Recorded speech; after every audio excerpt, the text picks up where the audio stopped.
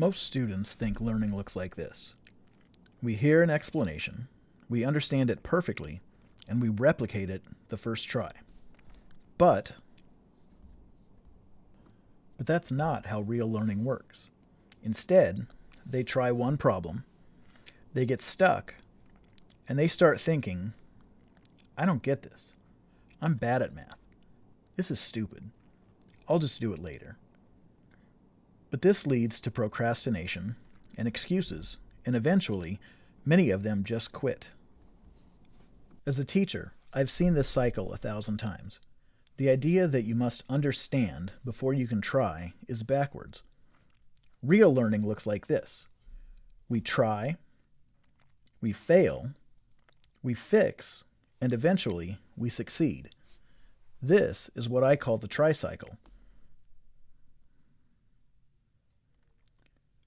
First, you must try, not because you understand, but because you are trying to understand.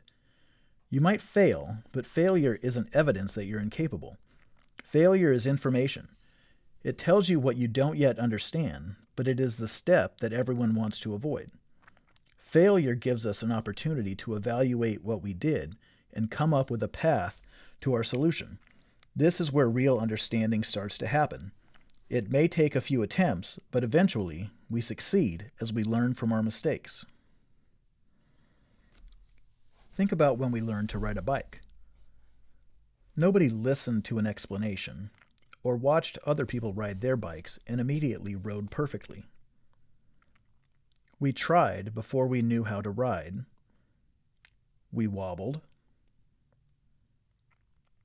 We fell. But we got up and we tried again, and eventually we learned how to ride our bike.